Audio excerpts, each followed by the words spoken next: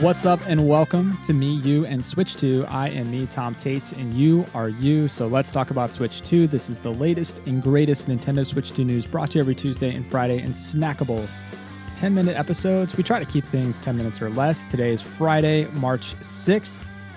TGIF, as we used to say back in the early 90s when you had to watch TV live at a certain time if you wanted to see the shows you wanted to see. All right, I hope that you had a great week. There's been a lot of action lately, so I'm playing a bit of catch-up today. Today, we're going to review some quick Pokemon Pokopia reviews. That game is out now, and we'll cover some Switch 2 news from the Pokemon Presents. There are a few other headlines that I scribbled down as well, too, in my notes. So let's kick things off by talking about this Pokemon Presents Direct. It's a week old now, so it's probably old news. You probably caught most of this, but I just wanted to go on record and call out that we have confirmation for the next generation of kind of mainline Pokemon titles. It's going to be Pokemon Winds and Pokemon Waves. These games will release on Switch 2 in 2027, so not this year as many had presumed or had hoped for. So that kind of puts the holiday lineup kind of up for grabs for Nintendo Switch 2. These games are being developed, obviously, for Nintendo Switch 2 directly. So these will not be games that appear on Switch 1 and Switch 2, as we've seen with previous Pokemon games. So they look the part. Like, they definitely look like games that are designed natively for this hardware. They've got a lot of other celebration things going on for Pokemon's 30th anniversary. They announced that Pokemon XD Gale of Darkness, this is a GameCube title. This is coming to Nintendo Switch Online later this month. And then, of course, I think we talked about this before, Pokemon Fire Red and Leaf Green released for $20 a piece. Nintendo Life gave these a 7 out of 10. I'll just call out their cons. They said no new content, no online functionality, and the screen is framed with uneven black bars. I feel like the black bars issue would drive me absolutely crazy if I was playing on TV. Pokemon Pokopia. Normally, I do a pretty substantial deep dive into these reviews, but I'm trying to keep this episode relatively short. So here's the bottom line up front, the bluff, if you will. It's reviewing very well. The reviews, I think, I had expected this game to not be terrible. I didn't expect a Pokemon title to be terrible, but I didn't think it was going to be a hit, and now I really do feel like this game's going to be a hit. I was interested in potentially playing it. Now I think I'm definitely going to play it at some points. I wasn't interested until I started seeing the reviews come in. So on Reddit, I'll link to kind of a roundup on Reddit that has a bunch of different links to articles, and it showcases their scores. So I'm not going to read all of them. There's probably like 20 here, but the Metacritic score is 89. The OpenCritic score is 88. CG Magazine gave it a 10 out of 10. Dexerto gave it a 5 out of 5. Eurogamer gave it a 4 out of 5. Gaming Bible gave it a 10 out of 10. GameSpot, 9 out of 10. IGN gave it a 9 out of 10. We have Nintendo Life giving it an 8 out of 10. VGC giving it a 5 out of 5. So there are some perfect scores, and then anything that's not perfect is pretty high. This game shares developers with Dragon Quest Builders 2, I believe, same development team, or elements of the development team. So there's a lot of cross-pollination here with gameplay. I think this feels and looks like a big melting pot of Dragon Quest Builders, Minecraft, Animal Crossing, and of course, Pokemon kind of set in that world, leveraging unique Pokemon's abilities to do certain things. And there's a narrative, though. And I think if you put all that together and you come up with a unique point of view, a unique narrative, that's this game, in a nutshell. Game Informer's Brian Shea gave it a 9 out of 10. Brian writes, in Pokopia, you control a Ditto who wakes up with no trace of their trainer. So they turn into a customizable facsimile of a human. As they venture into the surrounding world, they discover humanity has abandoned the Pokemon world. So Brian's opening, kind of sets the table for this game where you're rebuilding this barren post-apocalyptic world.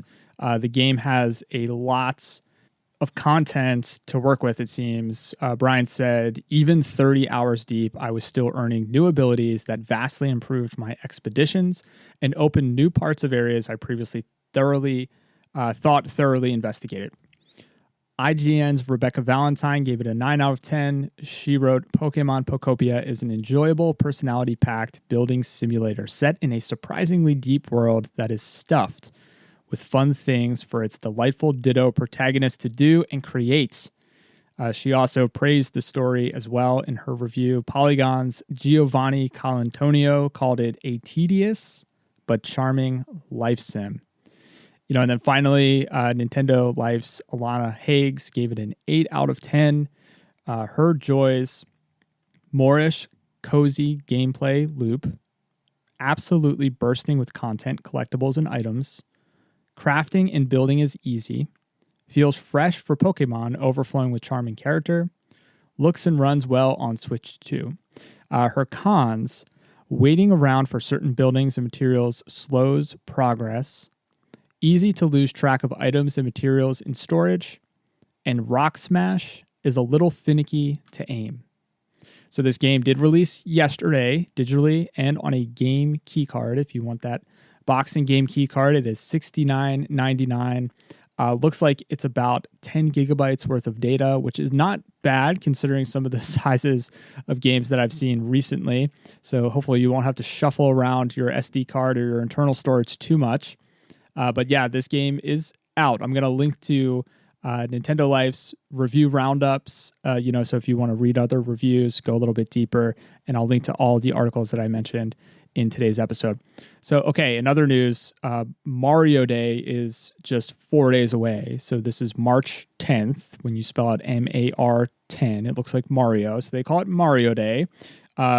Right around the corner, there are a few Mario games releasing on Nintendo Switch online that day. We have Mario's Tennis and Mario Clash. These are 1995 Virtual Boy titles. So they held those back for Mario Day.